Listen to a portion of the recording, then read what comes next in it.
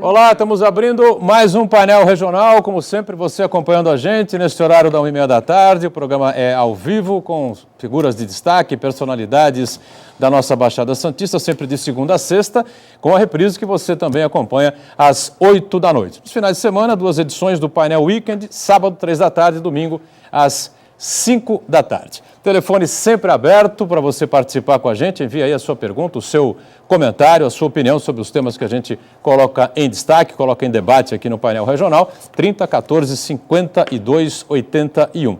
E pelas redes sociais, para sua mensagem, facebook.com/painel regional TV.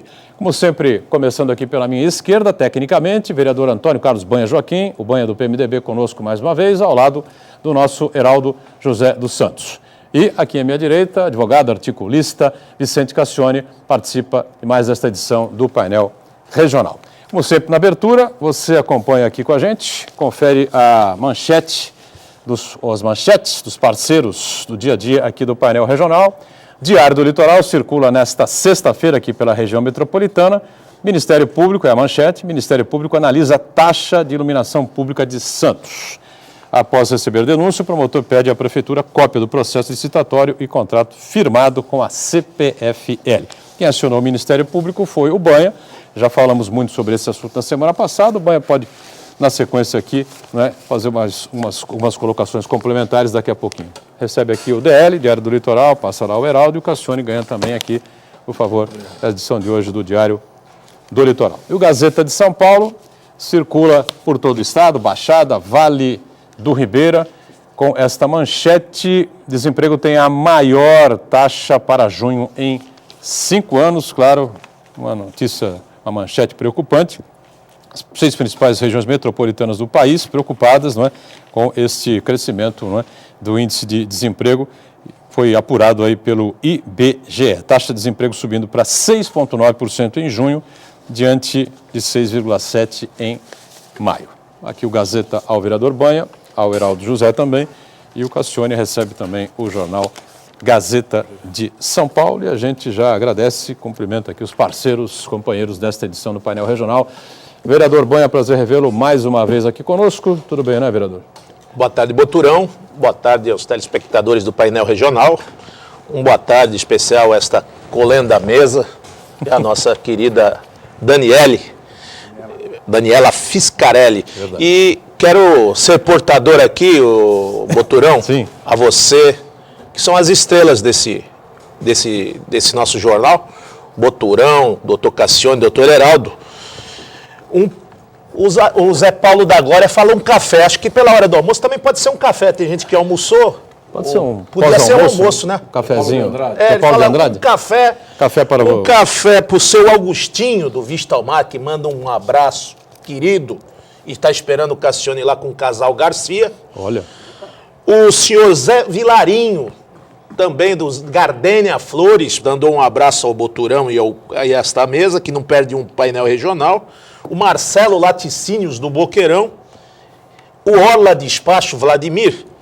E a nosso querido José da Casa Milão. Encontrei todos, é difícil você encontrar todo mundo junto, um grupo assim? Tão seleto, tão amigo e tão querido num lugar só. Só gente boa, hein? Então, deixo aqui, esse café está registrado, esse abraço desses amigos ao Cassione, ao Boturão, ao Heraldo. Café, um pouquinho leite e aquela espuminha por cima para todos eles, né? Um grande abraço aos amigos que acompanham diariamente aqui o painel regional. Heraldo José dos Santos, tudo bem, né, Heraldo? Tudo bom, Boturão? Boa tarde a você, boa tarde ao professor Cassione, vereador Banha e a nossa querida Daniela. Mandar um abraço também para o nosso amigo lá, o doutor Paulo Jesus também, diz que não perde um programa quando está o doutor Cassione aqui na mesa e o vereador Banha. É Muito claro, além do comando firme do âncora Edgar Boturão. Opa, né? Obrigado. Daqui a pouco eu dou um abraço também especial. Cassione, prazer revê-lo aqui. Vicente Cassione mais uma vez com a gente. Uma boa tarde, Boturão. Uma boa tarde aos caríssimos telespectadores e aos profícuos membros desta mesa. Muito obrigado pela parte que me toca, meu amigo Vicente Cassione. Eu vou mandar um abraço especial ao motorista do caminhão da Terracom, colhendo lixo por volta das 9h30, 15 para as 10 da manhã, ali próxima à Ana Costa hoje, que me parou, buzinou para mim. O programa lá, como é que tá? Então não deu tempo de perguntar o nome, que a gente está caminhando ali, fazendo algumas coisas, resolvendo alguns problemas. Como é que tá o programa legal e tal, não sei o quê. Eu falei, fica tranquilo que eu vou mandar um abraço para você. Tá aqui o abraço mandado. Se você não estiver acompanhando, alguém com certeza vai lhe dizer que você recebeu esse abraço aqui, tá certo? Bom, 3014 5281, ligue para cá, participe conosco pelas redes sociais também à sua disposição, facebook.com/painel regional TV.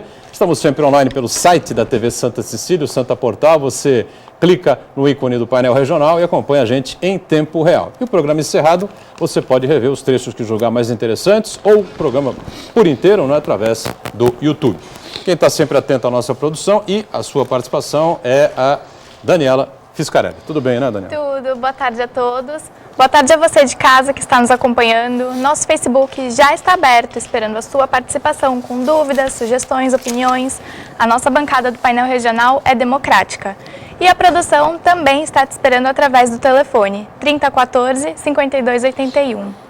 Muito bem, antes de a gente entrar diretamente nos assuntos, nos temas desta edição do painel regional, só relacionar aqui, você sabe que o Diário do Litoral, todo o dia, não é, publica uma edição sintetizada, não é, Heraldo? Do que acontece no dia anterior aqui no painel regional, né?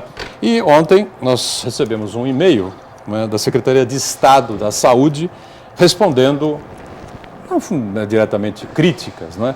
Mas também né, do Banha, do Cassione, do próprio Heraldo, especialmente aquela sugestão do Cassione, ou aquele apelo, não é, para que os prefeitos todos vão unidos, os deputados, as lideranças aqui das cidades da Baixada Santista, cobrar que venha dinheiro para a Santa Casa de Santos, né, do Estado e da União. A Secretaria de Estado, então, respondeu a nós, aqui do painel regional, dizendo o seguinte, né?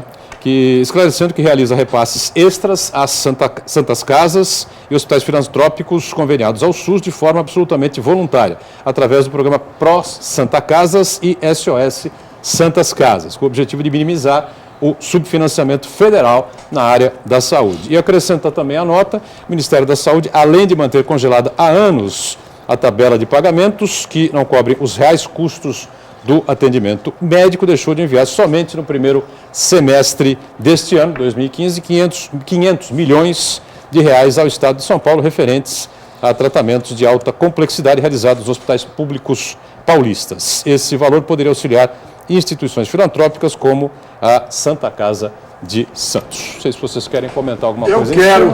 Eu quero. Eles são rapidíssimos para responder. Se tivessem a mesma agilidade que eles têm para responder, para tomar as providências que deveriam ser tomadas, seria ótimo. Só que é meia resposta. É voluntária a contribuição que eles dão às Santas Casas, mas eu não falei só das Santas Casas. Eu falei do Guilherme Álvaro. E o Guilherme Álvaro é um hospital estadual. E, portanto, aí não é um problema de voluntarismo do governo do Estado. É de obrigação funcional. Guilherme Álvaro tem que ser reestruturado, reformado e funcionar como deveria na região. Portanto, esta resposta não me convence, embora rápida, é uma espécie de ejaculação precoce. De qualquer maneira, a gente agradece aí a resposta, não é? É a manifestação da Secretaria de Saúde do Estado e continuamos cobrando soluções para a Santa Casa, para o Guilherme Álvaro, tanto do Estado como da União. A gente sabe que o Estado não é o único responsável por essa situação. A manchete do DL, Ministério Público analisando aí a taxa de iluminação pública de Santos. Quem instigou aí o Ministério Público foi o vereador Banha. Tratamos desse assunto já várias vezes aqui no painel regional. Na última semana falamos bastante sobre isso. Se o Banha quiser aí complementar alguma coisa sobre esse tema, esclarecer mais alguma coisa, fica à vontade aí, vereador. Aproveitar o Cassione, o Heraldo, dois grandes operadores do direito, nós que batemos aqui, levantamos essa bandeira neste programa aqui, tinha coisa errada. Não me venham me dizer que a responsabilidade é de ANEEL, a ANEEL tem que repassar o custo para a CPFL, a CPFL que vai colocar isso nas contas do cidadão. E tem responsabilidade também intrínseca da própria prefeitura na criação da contribuição de iluminação pública, que está equivocada, foi cobrada de maneira equivocada foi passada para a CPFL. Como é que uma empresa trabalha um mês, você pode pagar para essa empresa 3 meses antes? É o que diz na própria representação e na própria justificativa do inquérito civil que o doutor Ézio colocou e cobra. Hoje era o prazo e tem mais 20 dias para mostrar todos os contratos dessa CIP, quanto foi arrecadado com o dinheiro do contribuinte, qual era o parque de iluminação que pegou a CPFL, se estava no escuro, se estava aceso, por que se cobrou essa tarifa? Porque ela oscila, deveria ser uma taxa, se é uma taxa ela tem que ser igual para todos. Então tudo que nós falamos aqui, Cassione, bateu. Eu quero dar os parabéns mais uma vez a você por ter tomado essa atitude, embora eu só discorde de uma coisa, quando você fala do problema da iluminação pública, em alguns lugares é iluminação pública, em outros é escuridão pública. A CPFL cuida bem da escuridão pública e da iluminação pública, depende do lugar. Alguma coisa está equivocada, Cassione, porque quando nós apresentamos as contas de luz, eu falei, não vou deixar esse constrangimento para ninguém, vou pegar a minha conta de luz. Aí pus a conta de luz no processo, no mês de outubro, R$680. O pico do verão, não mudou ninguém, não casou ninguém, são as mesmas pessoas que moram na casa. Em dezembro, R$1.250. Em maio, Cassione, que já não tem mais calor, não tem mais nada, R$2.000. E agora, no mês de junho, eu paguei R$250. Ou o relógio está louco, no que nós já falamos, olha, tem que medir, tem que aferir, ou eles são muito espertos, que eu acho que essa é a segunda prerrogativa, muito esperto, porque depois do calor, dessas provocações ao Ministério Público, dessas ações, desses inquéritos, está vindo tudo ao normal, está uma presteza, diz que está atendendo a todo mundo, mas ainda falta a eficiência, a qualidade e o respeito ao consumidor. E esperem que em outubro ainda vem mais 2 aumentos. É o que está pintando por aí. Bom, vamos mudar um pouquinho de assunto. Heraldo, policiais do Choque de São Paulo realizaram ontem uma baita operação aqui em São Vicente, né? Operação cumprindo 11 mandatos de prisão lá no México 70. E acabaram sendo mortos, né? Combate com os policiais, 2 membros bastante importantes, quando a gente sabe, né? Da tal grife criminosa aí, tal grife do crime organizado. Foram investigações do GAECO, que é o Grupo de Atuação Especial de Combate ao Crime Organizado, e ainda 8 pessoas foram detidas, foram localizadas e presas, e uma delas conseguiu fugir. O chefe do tráfico lá na México 70, considerado assim, Leandro Pereira Oliveira, o chamado lavageiro, é isso? Lavarejo? Lavarejo. Tinha 33 anos, acabou sendo morto na Vila Margarida.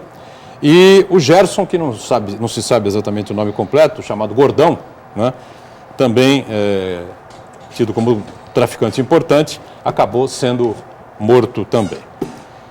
Mais alguma informação para completar isso ou não? Não, a gente tem que levar em consideração o seguinte, essa operação, na verdade, ela foi iniciada porque essas 2 pessoas que foram mortas eram tidas como suspeitas de tentar assassinar, de tentar matar um policial do BAEP, esse grupo especial, uma espécie de rota aqui da Baixada Santista, que foi criada aí em torno de 1 ano.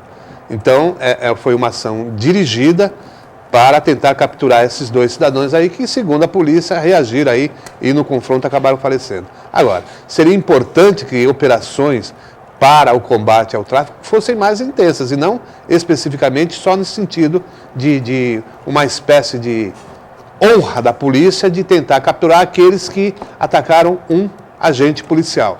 Não, de qualquer maneira... Eu ia colocar uma pergunta aqui para o debate de vocês aqui, se esse tipo de notícia, esse tipo de informação, esse tipo de atuação da polícia, né, que leitura pode ter o telespectador, o munícipe a respeito disso? Estamos perdidos? E outra coisa também... O crime organizado realmente se instalou aqui de uma vez por todas, isso aí que aconteceu é café pequeno, Ou a polícia agora realmente, de fato, está nos protegendo e daqui para frente o crime organizado vai ter que correr aqui das cidades da região metropolitana e o cidadão de bem vai poder ficar mais tranquilo. Heraldo, não, eu acredito que está enxugando, por isso está enxugando gelo. Está enxugando gelo. Porque veja que depois de uma operação como essa, começam a surgir incêndio contra ônibus. Ontem mesmo houve um incêndio lá na região do Quarentenário, em São Vicente, após essa ação policial. Então, na verdade, por se tratar de, como se diz, uma operação especial, eu acho que poderia ser planejado com um pouco mais de inteligência, dos órgãos de inteligência da polícia, para evitar também esse tipo de coisa. E centrar realmente no tráfico, de tentar conter um pouco o tráfico. Porque operações como essa, você fica aí com 2, 3 mortos, a bandidagem se revolta, fecha a estrada, incendeia ônibus e aquela situação de insegurança permanece por muito mais tempo. Cai por terra completamente, o telespectador percebeu a pergunta que eu ia fazer, porque não tem nada a ver. Na verdade, o Heraldo colocou bem, foi um revide, né, da polícia em cima do atentado sofrido pelo policial. Bom, avaliação sobre essa situação toda que nós estamos vivendo, Cassione, eu queria que comentasse na sequência também. Olha, eu ainda sou de uma escola um pouco mais antiga e que se dizia que cada um pinta o seu retrato e o quartel é a fotografia do seu coronel. E é isso aí. Nós queremos ver, Heraldo, pode ser retaliação, pode... A ação ou a reação tem que ser da proporção da ação que se é tomada. Eu não queria só que eu não creio que seja uma polícia só de retaliação, ou da vendetta, ou da vingança. Eu queria uma operação, Cassione, que fosse todo dia assim.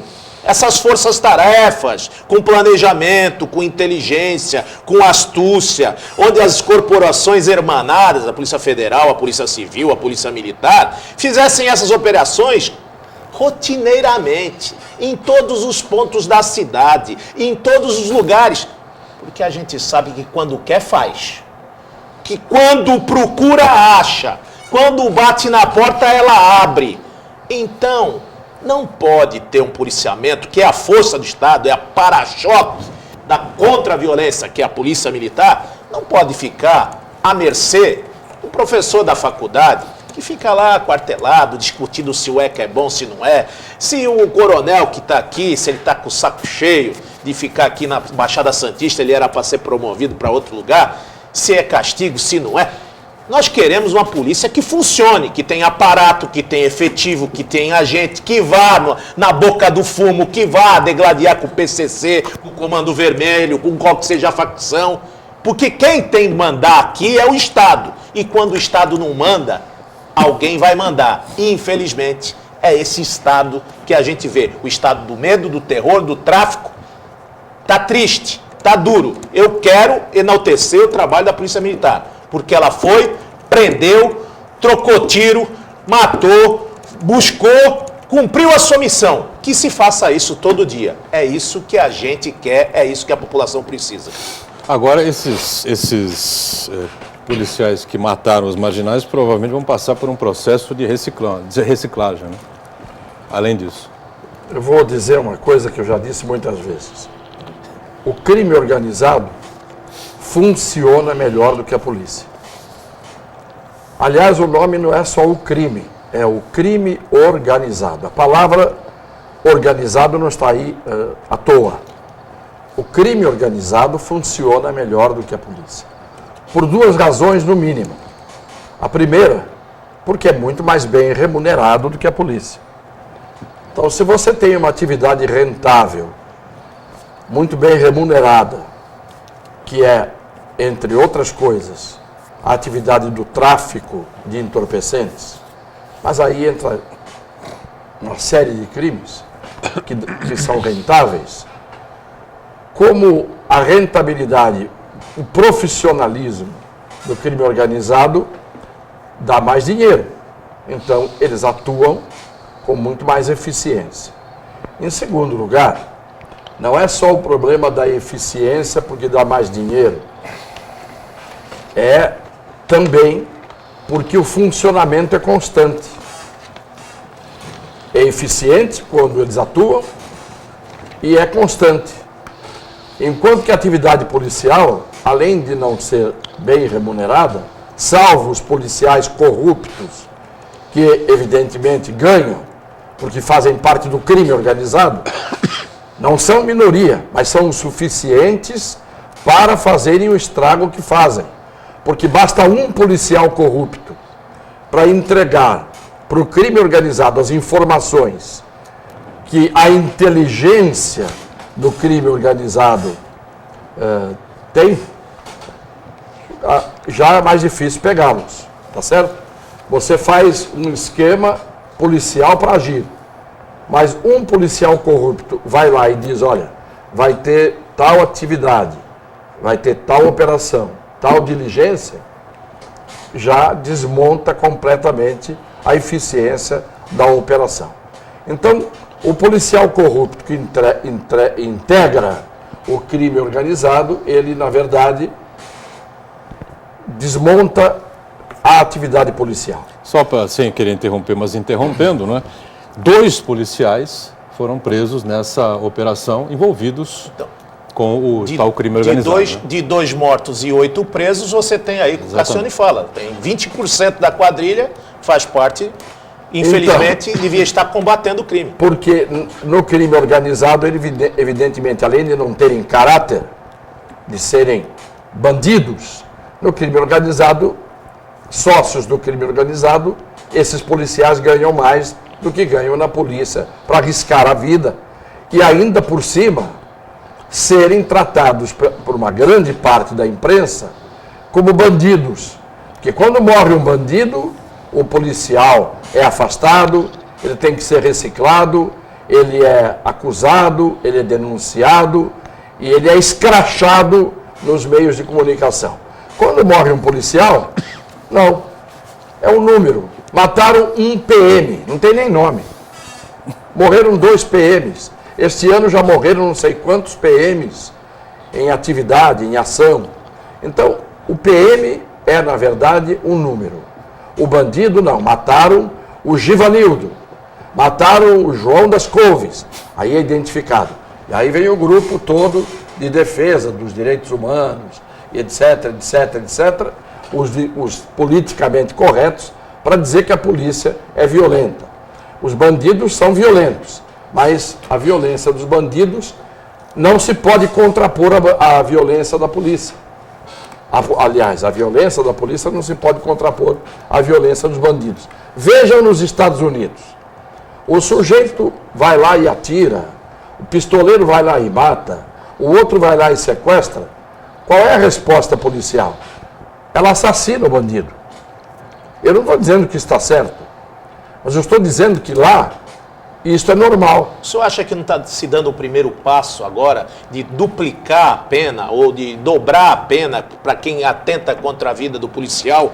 Será que esse não é o caminho do tolerância zero, dessa questão do soldado, o policial, ele é considerado lá fora como patrimônio do Estado, Cassione? Vamos para o rápido intervalo, Cassione, estouramos o bloco, aí na volta o Banha refaz a pergunta e você responde, a gente amarra aí esse tema e damos sequência aqui ao painel regional. Já, já. Esquece a pergunta.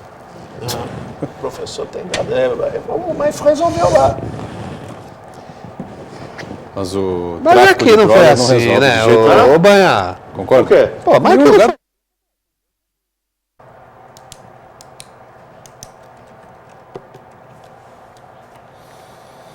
Muito bem, de volta aqui o nosso painel regional, conversando nesta edição com o Banha, vereador do PMDB aqui de Santos, ao lado do Heraldo, Vicente Cassione também conosco, não é? E já a participação importante da Daniela com os nossos telespectadores enviando suas mensagens e as suas perguntas, sempre à sua disposição, 3014-5281 e pelas redes sociais, o facebook.com/painel regional TV. A gente falando sobre a questão da segurança pública, essa operação da polícia ontem lá na México 70, em São Vicente, 8 prisões, inclusive 2 policiais, desses 11 mandados que a polícia tinha, um deles conseguiu fugir e 2 traficantes mortos. E a gente avaliando aí a atuação da polícia, a criminalidade de maneira geral aqui na nossa região, no estado, no país, né? E o Banha tinha deixado aqui uma questão ao Vicente Cassione, não é, Banha? Se é o primeiro passo da caminhada, tivemos aprovado recentemente no Congresso essa questão de dobrar a pena para quem atenta contra a vida do policial e quando se mata um policial, para que tenha a pena dobrada. Será que esse é o primeiro passo? Ou nós já passamos disso? Ou se ainda há tempo de aplicar tolerância zero no país e considerar esse policial como patrimônio do Estado, como assim é em Nova York, professor? Bom, eu vou ser mais uma vez muito franco. Eu não acredito no poder intimidatório ou intimidativo da pena privativa de liberdade. A pena privativa de liberdade só intimida o homem de bem. Desde o tempo da Guarda Civil, você tinha o medo do guarda da esquina, aquele guarda civil que usava aquela farda azul marinho. Você tinha medo de fazer transgressão no trânsito ou qualquer tipo de ato antissocial, porque você tinha o medo do guarda da esquina. A pena intimidatória hoje para o bandido é inútil. Primeiro, por uma razão. O bandido não tem medo sequer da pena de morte. Porque quando ele sai para matar ou morrer, a pena de morte é o risco calculado, está dentro do pacote da atividade de risco do bandido. O bandido sai para a rua disposto a matar você, a mim ou ao policial que se interpõe entre mim e ele. O policial que quiser me defender corre o risco de morrer no meu lugar. Então o bandido está disposto a matar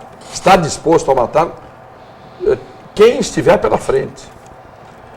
Mesmo que não estivesse disposto quando estivesse lúcido, quando ele está sob efeito de droga, juntando isso à personalidade deformada e ao mau caráter, aí você tem um atirador gratuito, quer dizer, um matador por prazer, por exibicionismo, até para aparecer depois nas câmeras de segurança. Então eu não acredito, acho que é justo que se puna mais gravemente o bandido que mata o policial ou a autoridade que está em serviço. Isto é justo, mas não é eficaz. A medida não é eficaz. Você não vai ter redução da criminalidade com aumento de pena. Põe a pena de morte para todos os crimes e vão os bandidos continuar. Uns arriscando que não serão pegos. Outros achando que se forem pegos e morrerem, morrerão um pouco mais tarde do que morreriam na sua atividade de risco, que é a atividade de praticar crimes no meio da rua todos os dias. De tal forma que eu, só para terminar algo que estava dizendo no bloco anterior, o crime organizado, você disse, Banha, será que já está definitivamente instalado na região ou dá para fazer alguma coisa? O crime organizado, quando começou a se instalar, eu participava de um programa na TV Mar chamado Opinião. Isto deve fazer mais de 15 anos.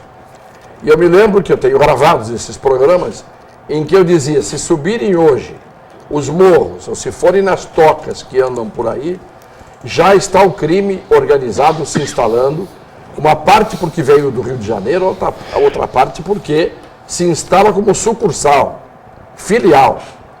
É que o crime organizado não tem sede oficial, nem tabuleta, como tem os bancos e as farmácias.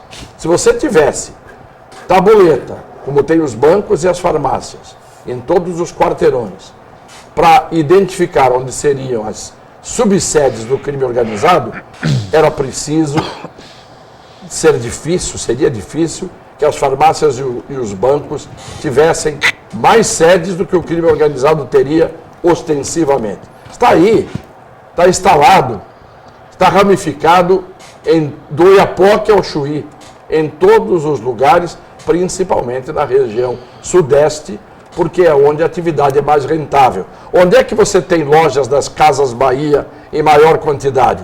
No interior, no agreste da Paraíba, ou na capital paulista, ou nas cidades da Grande São Paulo. Onde dá mais dinheiro, onde tem mais consumidor. Então, os consumidos pelo crime são, em grande maioria, habitantes do Sudeste.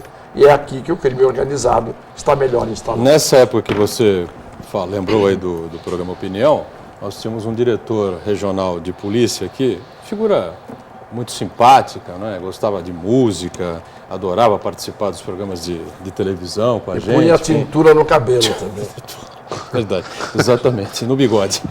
Não é? Parecia uma graúna. Ele dizia abertamente e ao vivo nos programas que fez comigo: não existe crime organizado na região da Baixada Santista. Aqui só existem organizações criminosas.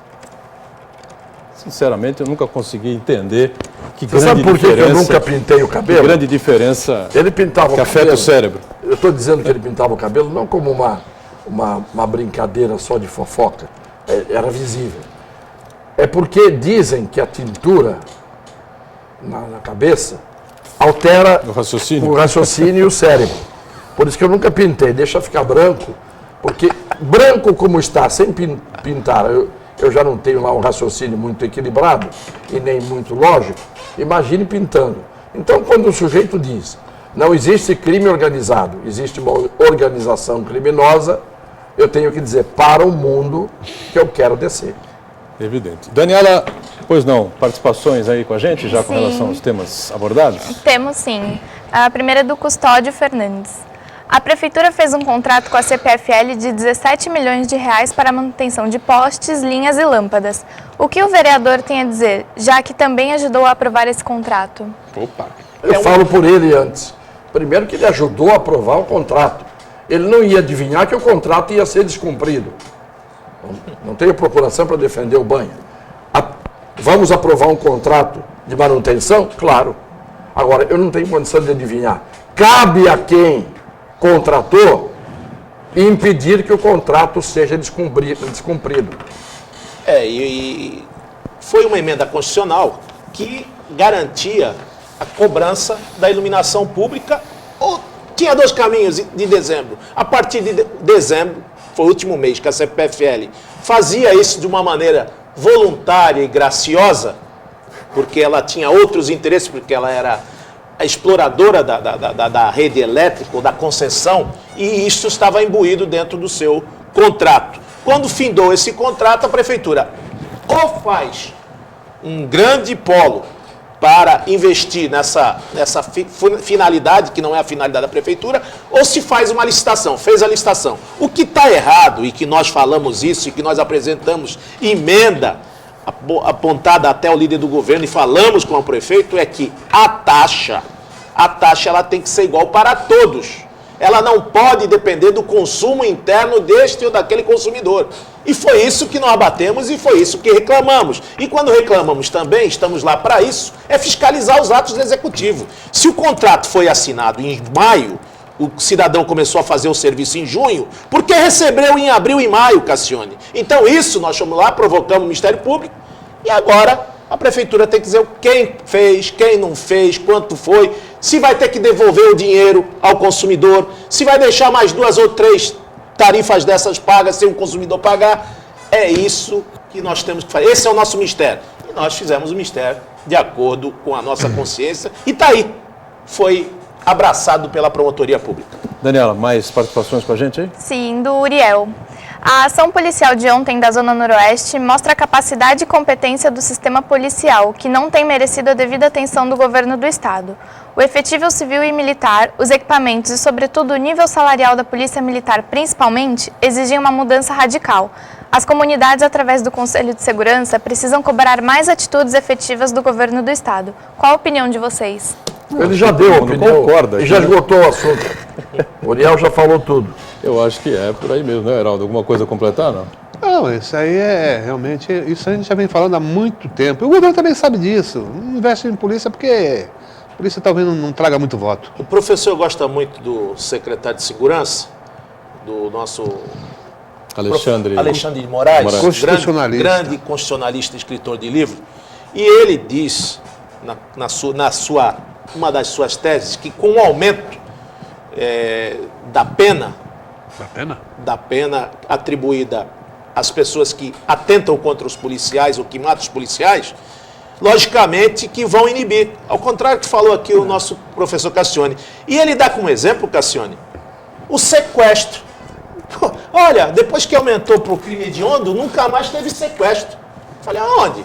Onde foi isso? Ele abertamente, numa entrevista, diz que porque aumentou a pena, que tornou-se um crime hediondo, o bandido fala em sequestro, se arrepia tudo. Eu falei, não acredito. Olha, ele não entende coisa nenhuma de segurança pública e o argumento dele cai por terra quando eu digo que os estupros que foram transformados em crime hediondo aumentaram no Brasil depois que foram transformados em crime hediondo. Portanto, esse argumento dele é um argumento furado. O grande problema é que quando você põe um secretário para ser secretário de X, ele dura um tempo lá. Depois ele vai ser secretário de Y, dura um tempo lá. Depois ele vai ser secretário de Z. Das duas, uma, ou ele é um gênio, ou em alguma secretaria ele não vai fazer coisa nenhuma porque ele não entende. Ninguém entende de tudo. O Alexandre de Moraes foi secretário da Justiça, que é do ramo dele. Ele é um acadêmico. Agora, lidar com policial militar, cúpula e efetivo.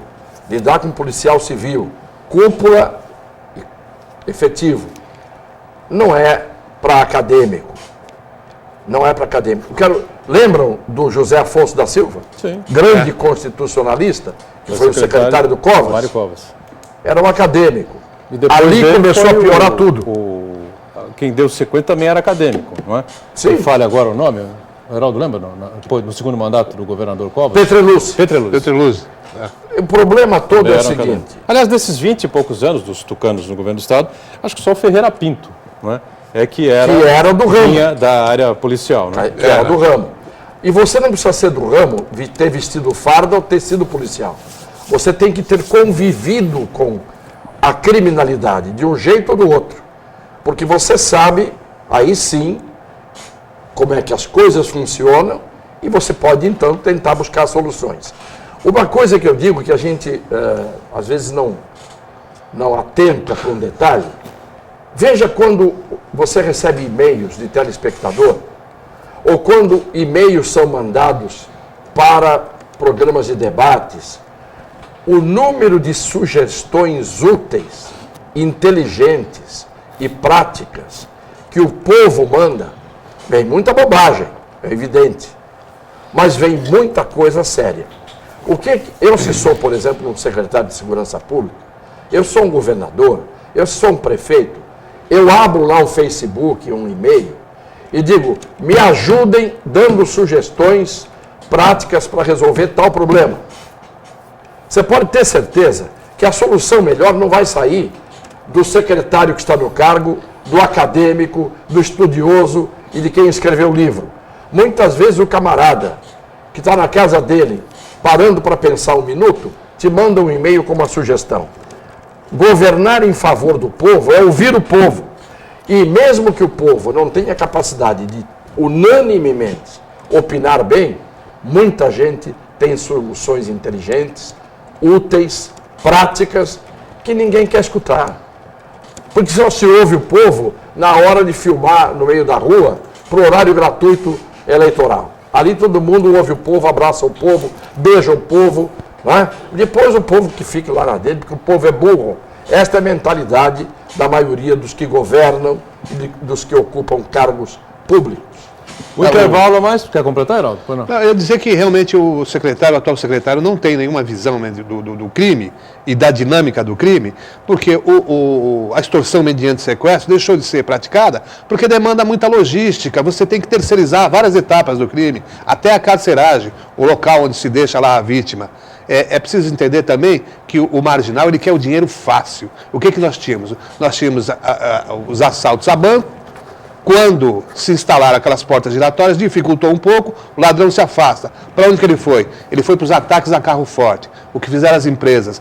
Mandaram colocar mais uma blindagem. Dificultou. Aqui em Santos teve o célebre assalto ali na ponte do Mar Pequeno, do Mela Eixo, com helicóptero, cinematográfico. O que aconteceu? Com a segunda blindagem também dificultou, os bandidos passaram para os caixas eletrônicos. Primeiro com pé de cabra, demorava muito, demandava tempo.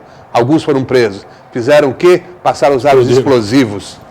Essa é a dinâmica do crime que o secretário tem que acompanhar. Senão fica difícil, gente. Vamos para o intervalo então, já retomamos a sequência aqui do nosso painel regional, em instantes.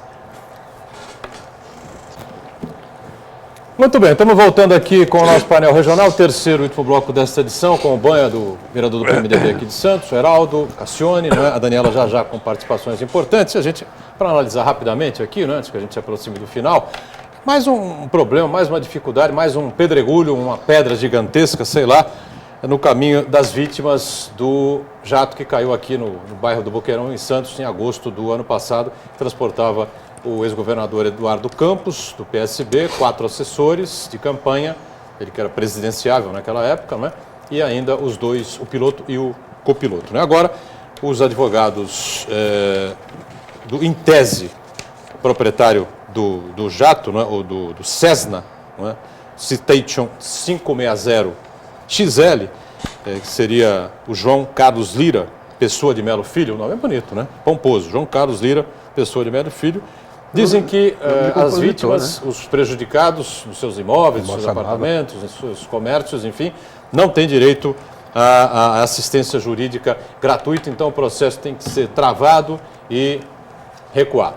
Evidentemente, eu acho que o Heraldo vai concordar comigo, é uma tentativa de ganhar tempo, ganhar prazo e mais prejuízo para esse pessoal, né? Não, na verdade não é bem assim, não. Isso é um incidente no curso do processo em que esses autores aí pediram a gratuidade de justiça, lhes foram concedidos esses benefícios e agora o advogado aí do responsável pelo jato, ele vem no sentido de que essas vítimas, esses autores, melhor dizendo, do processo, lhes sejam retirados o benefício para quê? Para o quê? Para pagar as custas do processo. A custa inicial e se eventualmente perderem, se sucumbirem, terão que pagar as custas. Mas na verdade é um incidente processual, o processo tem a sua continuidade e o juiz vai decidir. Se ele já concedeu, por argumentos que lhe foram apresentados no processo, de que no momento realmente eles não têm condições de arcar com as custas. Eu acredito que não seja um entrave tão grande. O senhor tem sido bem benevolente com essa sua análise, mas daqui a pouco o seu colega aí, esse advogado, ele vai dizer que a casa não estava no lugar certo. Isso é normal. Não é normal. O que não é normal? Sabe o que não é normal? Como diz aqui Cassione e você, no calor da emoção, no calor do problema, foi uma fatalidade, cidadão proeminente do Brasil, aconteceu. Agora, o vice-governador do Estado, Márcio França, que é o vice-presidente do partido, não, presidente estadual. Ele esteve no local com o irmão da vítima e fez reunião com todo mundo, que nós vamos ver. Aí já começou o imbróglio de quem é o avião. O avião não é meu. Quando o filho é feio, não aparece o pai. O avião não é meu, o avião é de fulano. De quem é o avião? Não, contratou as horas. Mas não está prestado conta aqui. Aí começou o imbróglio. Não está na conta, não está no avião, não é do PSB, não é meu. Só sei, Cassione, que quem ficou com essa amargura e ainda escutar essa pecha na Bahia de Abreu, de que o cidadão que mora lá é rico, isso é tirar sarro no processo, é ganhar tempo, e eu fico com dó do Juarez. Uma vida toda dedicada àquela academia, um homem correto, aquelas famílias que ficaram nos seus apartamentos, escutam essa novidade. Não pode ter assistência. Ele vai ter que vender o imóvel, então, para contratar um advogado? Ele só tem aquilo, só tem aquele imóvel. Ora, na hora que aconteceu, era o calor da coisa, estávamos no momento eleitoral, beijando criança, falando com as pessoas. Aí foram lá falar com as vítimas. Pode deixar que nós vamos indenizar todo mundo. Eu tô vendo aqui, ó. Isso é briga para mais de 10 anos. Cassione. O erro começa a partir do momento em que a gratuidade só é reconhecida para os que são comprovadamente pobres, quando não deveria ser assim. Todas as vítimas de acidentes desse tipo, casos de inundação, casos de força maior, não é? Casos em que existe uma explosão, o sujeito mora nas proximidades de uma fábrica de fogos ou um bujão de gás explode. Quando é atingido o imóvel do cidadão, porque isso não acontece onde tem mansão. Isso não acontece em condomínio de luxo. Normalmente, não é aí que vai acontecer o infortúnio. a justiça gratuita deveria acontecer. Primeiro que a justiça devia ser gratuita para todo mundo. Esse ponto eu concordo. Para todo mundo. E não custar o que custa para o sujeito recorrer a um poder da República para conseguir fazer valer o seu direito. Eu acho até que as custas poderiam ser cobradas e cobradas no dobro ou no triplo do que seria um valor fixado. No final, se o sujeito é litigante de má-fé. Para o litigante de má-fé, para aquele que entra com uma ação ou procrastina uma ação só para ganhar tempo, esse deveria pagar. Agora, aquele que entra de boa-fé, que está lesado no seu direito, já não tinha que pagar nada. E nesse caso específico, ali da Bahia de Abreu, Alexandre Herculano, vários foram aqueles que não tiveram dinheiro para fazer a reforma mínima nos seus imóveis. Verdade. Como é o caso do Juarez. Muitos tinham seguro, né? Sim. E acabaram se beneficiando do seguro disso. que fizeram. Outros, a grande maioria não tinha. Claro. Agora, o que é absurdo é você começar primeiro a discutir quem é o dono de um avião que está voando por aí. Você entendeu? Você põe um avião no ar, de quem é o avião? Tem asa? Quem não tem dono é a gaivota que está voando lá na praia. É verdade. Ela não tem dono. A garça do que Justo. voa e pousa ali no mercado do peixe. Só tinha uma garça que tinha dono, né? Era do Oswaldo Justo, que ela, do Justo tinha dono. que ela sobrevoava no mangue. Agora, avião tem que ter dono. Não é? Seja da TAM, seja da Gol, seja do que quer que seja. Aliás, são os donos que são donos mais ou menos, porque a TAM, por exemplo, adquire avião na base do leasing, de não sei o quê, faz uma bela frota, mas depois tem que começar a cortar voo, aumentar preço de bilhete. Partido político pode ter avião? Pode até ter, desde que esteja registrado o nome Não tem dele. problema nenhum, né? Agora, o que não pode é ter piloto, ter avião e não ter dono. Sem dúvida. Tá certo?